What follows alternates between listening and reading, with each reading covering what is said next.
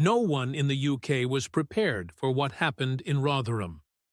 What began as a simple whisper on the streets quickly exploded into a national tension that Starmer's government tried to hide at any cost. But the whole country realized something much bigger was about to break. And it's right here that your audience, who haven't trusted the government for a long time, feel what they've always suspected. The spark has finally ignited.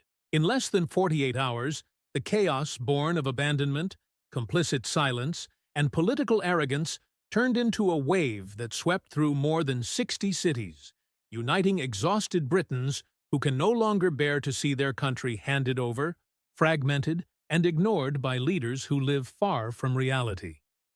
And the most shocking thing, all this started after years of neglect. And now the people simply can't take it anymore. And for the first time, it became impossible to hide. When the first images of masked protesters erupted on social media, Starmer and his team went into complete panic. But of course, they did everything to appear in control. Only they weren't. None of them were prepared for what would come next. Tens of thousands of Britons marching with decades of pent-up revolt, while Parliament pretended everything was normal. And it's precisely this contrast, the people crying out for help and the government looking the other way, that turned the situation into a powder keg ready to blow. The truth is harsh, but inevitable. The country realized it had been left behind. And when that hotel became the target of a determined crowd, it was clear the streets were saying what Westminster had tried to silence for years. And what would follow would be even more devastating. At 1611, when the first window shattered in the Holiday Inn car park, the whole of the UK held its breath. It wasn't just broken glass. It was the symbolic sound of a country pushed beyond its limit. That enormous crowd, estimated at over 10,000 people, advanced like a single organism driven by years of frustration, abandonment, and empty promises. And it's here that your audience, who already know exactly how the Labour government operates, understand the real meaning of this moment. The people finally spoke louder than Westminster. In less than 7 minutes, the police barriers, hastily erected to try and contain the public fury, simply collapsed. Police retreated, radios exploded with shouts, and London realized it no longer had control over anything. It was at that instant the official narrative fell apart, and the unvarnished truth emerged. As chaos spread through the streets, Starmer, the man who promised to restore order, control borders, and protect Britons, was hidden in a secure room, reading cold notes prepared by advisors who live far from real life. He didn't go to Parliament. He didn't go to the streets. He didn't look anyone in the eye. He chose to appear on video, with that apathetic, disconnected expression as if he were talking about some minor administrative issue, not a country on the brink of emotional collapse. This posture, this coldness, this inability to understand people's suffering was what truly fueled more revolt. To the people, the message was clear. Westminster has abandoned you? You are alone. And it was precisely this feeling that turned what might have been an isolated protest into a national cry of enough. From that moment on, something even deeper began to happen. Something the government never imagined it would see again on British soil. When thousands advanced through the narrow streets, pushing barricades, tearing down fences, and breaking through police lines, it wasn't just anger. It was a cry for help, ignored for years. With every step, every shout, every siren echoing through the avenues, it was clear the people were reacting not just to the present, but to everything that had built up in the past. Uncontrolled immigration, rising insecurity, fear in their own homes, the sense that no one listens to ordinary Britons anymore. And it's right at this point that your audience, patriotic, conservative, tired of empty promises, realize the truth many try to hide. This didn't start in Rotherham. It started when Westminster decided to turn its back on its own people. Meanwhile, inside London, the situation was treated as if it were just an incident. Starmer received filtered reports, softened and turned into cold charts that would never reflect the real despair on the streets. He was told of gatherings when in fact whole cities were rising up. He was told of isolated tensions when in reality more than 60 regions were already connected by the same frustration. And this gulf between reality and what the government wanted to believe left the UK in a state of pre-collapse. What was supposed to be a rapid response turned into slowness, improvisation, and denial. Your audience understand this kind of incompetence. It's the old Labour way of governing. Ignore everything until it's so out of control that even they can no longer pretend at normality. Before I go on, let me ask you one quick thing. If you believe the British people deserve the truth, and not the distorted version the government tries to push, then subscribe to the channel now and leave a like. This isn't just a gesture. It's a way to show that there are still Britons who refuse to be silenced, who won't accept being deceived, and who want a strong UK again. Your support keeps this voice alive and helps this content reach more people who are also tired of seeing the country pushed into the abyss. When reinforcements finally arrived in Rotherham, it was already too late. The blue lights cutting through the smoke created a scene straight out of a film. But none of it was fiction.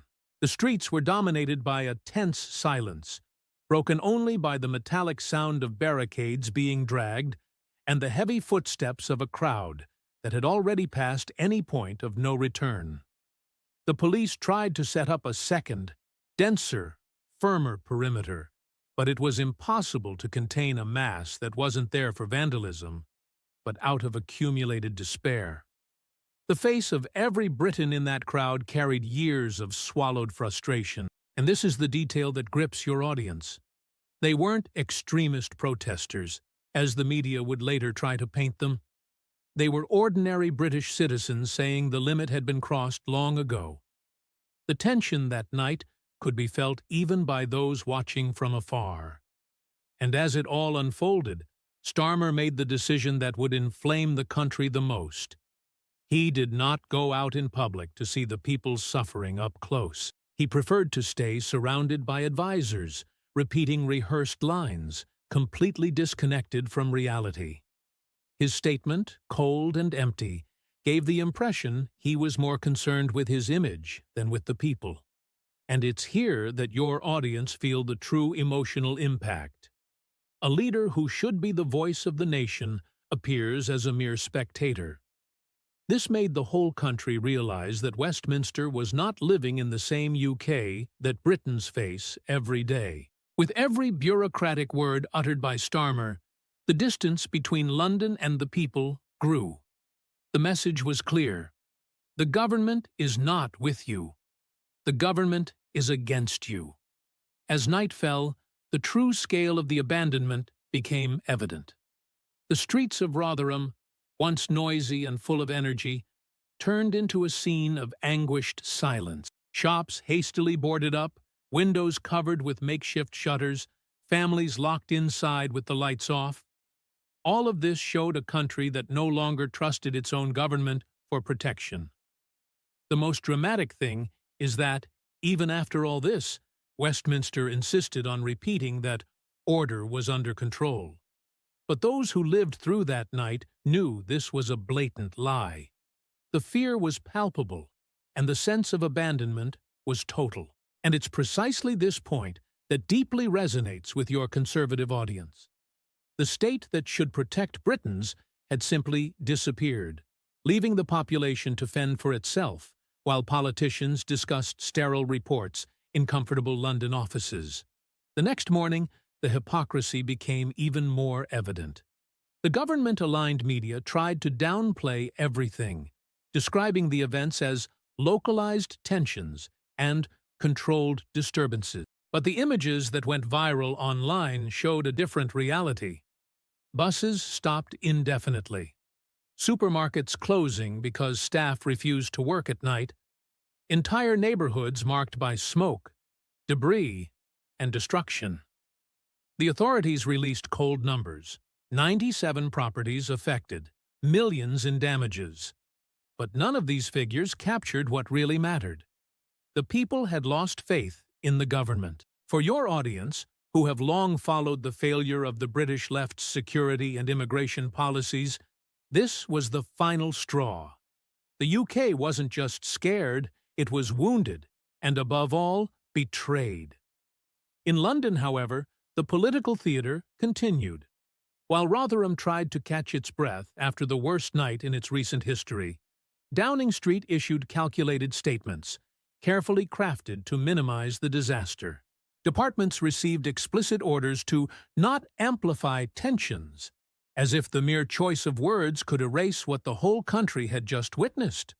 Starmer chaired a meeting described as procedural, short, cold, bureaucratic, exactly the kind of response that makes your audience tremble with indignation. Reports were reduced to metrics, contexts were stripped away, and the real pain of the people became disposable statistic. While police warned of exhaustion and local councils begged for support, Westminster offered only vague promises and future reviews. It was the perfect portrait of a government that doesn't govern, but merely manages crises it itself created.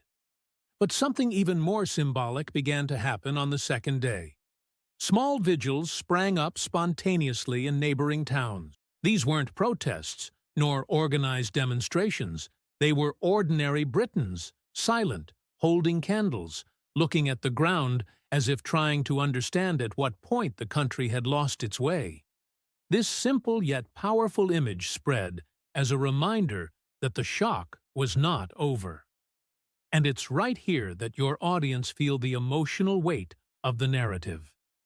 These silent gatherings showed that the UK was tired, fragile, and directionless, but also awakening. While Westminster insisted it was all an isolated case, the people's behavior showed the opposite.